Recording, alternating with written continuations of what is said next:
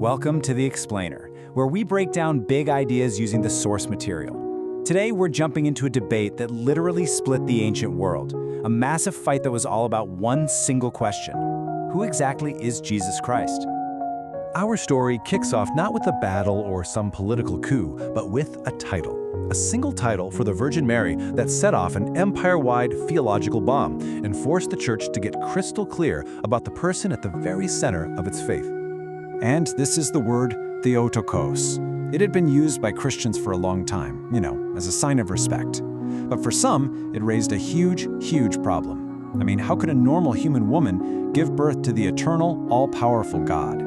The answer, it turns out, depends entirely on who you think her son is. So, picture this. It's the year 428. The brand new bishop of Constantinople, that's the capital of the Roman Empire, the big time, a guy named Nestorius, steps up to the pulpit. He's got something to say, and it's going to be a direct challenge to this beloved title for Mary. This quote gets right to the heart of what Nestorius was thinking. His goal, really, wasn't to disrespect Mary. It was all about protecting his idea of God.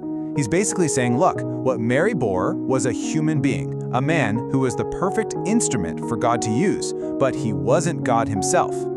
For Nestorius, the absolute bottom line was that God can't suffer, God can't change, God can't be born. So calling Mary the God-bearer just sounded wrong to him.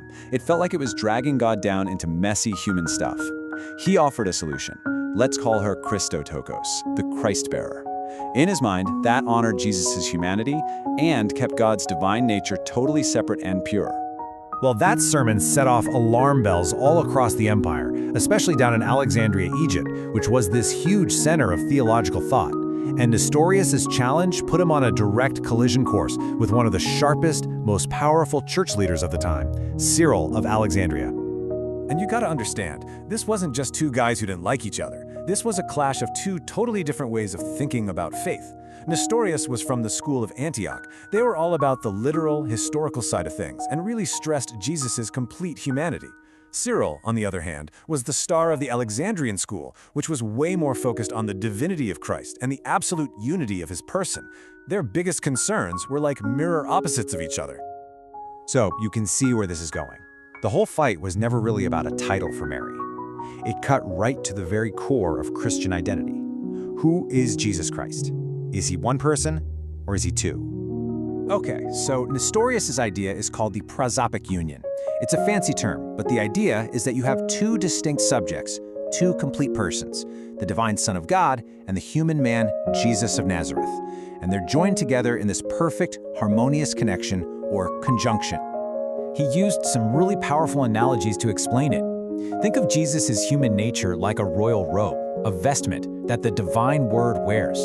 Or think of it like a perfect instrument that God is playing. In both cases, the person wearing the robe is different from the robe, right? The musician is separate from the instrument. And that's where the terrifying question comes in, the one that kept Cyril and a lot of other people up at night. If the divine word and the human Jesus are two separate beings, does that mean Christians are worshiping two different sons, the Son of God and the Son of Mary? Are we splitting Christ right down the middle? To Cyril, this was a five-alarm fire. A simple conjunction just wasn't strong enough. It made it sound like God didn't actually become human, but just, hung out with a human or possessed a human body. And if that's true, the whole idea of salvation completely falls apart. Because if only a human person died on the cross, and not the one divine person of the Son of God experiencing death through his humanity, then that death has no power to save anyone. As you can imagine, things got ugly. Angry letters started flying back and forth between Constantinople and Alexandria. Both sides were rounding up support. Finally, the Roman Emperor, Theodosius II, just had enough. He called for a massive council to settle this thing once and for all in the city of Ephesus. And look how fast this all escalated. The fight breaks out in 428. By the next year, Cyril is in full-on attack mode. Then the council itself, in June 431, was just pure drama. Cyril got there first and started the meeting without even waiting for Nestorius' supporters to show up. Nestorius, for his part, refused to even go, calling it a kangaroo court run by his archenemy. So, no surprise, the verdict came down fast. Nestorius was condemned. And the final vote wasn't even close. 197 bishops signed the decree. Nestorius, the powerful bishop of the imperial capital, was officially branded a heretic, kicked out of his job, and eventually sent into exile. His ideas were flat out rejected by the church in the Roman Empire. So, if Nestorius was wrong, what was right? What did the council say instead? And why does this ancient fight still matter so much for what most Christians believe about Jesus today? The Church's final answer was the doctrine of the hypostatic union. This is the key takeaway. It says that yes, Jesus has two complete natures. He's 100% God and 100% human. But, and this is the crucial part, those two natures are united in one single person, one single subject. He is one who, not two who's. Cyril had a brilliant way of explaining this mystery. Think about yourself. You're made of two very different things, a physical body and a rational soul. But you don't talk about them like they're two different people, right? They make up one single you. Cyril argued that, in a similar way, the divine and human natures come together to form the single person of Christ, and that's how the one person of the Son could truly suffer and die in his human nature without his divine nature ever changing. The logic for salvation here is just ironclad. Let's walk through it. 1. Only God has the power to save us. 2. Jesus saved us on the cross. 3.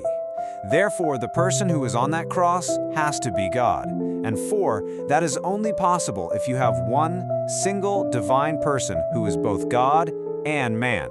It all hinges on that hypostatic union. And this brings us right back around to where we started. See, defending the title Theotokos was never really about making Mary more important. It was a statement about Jesus. To call Mary the God-bearer is to confess that the baby she held in her arms was, in his very person, God.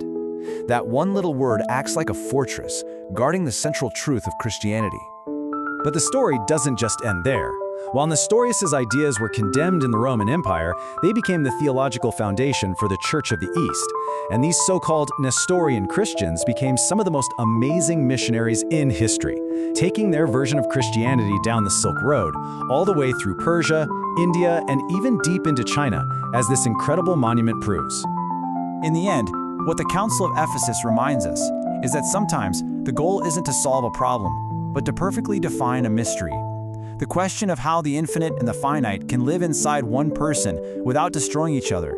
Well, maybe that isn't a puzzle we're meant to solve, but a reality we're meant to worship. A mystery that sits right at the very heart of the Christian faith.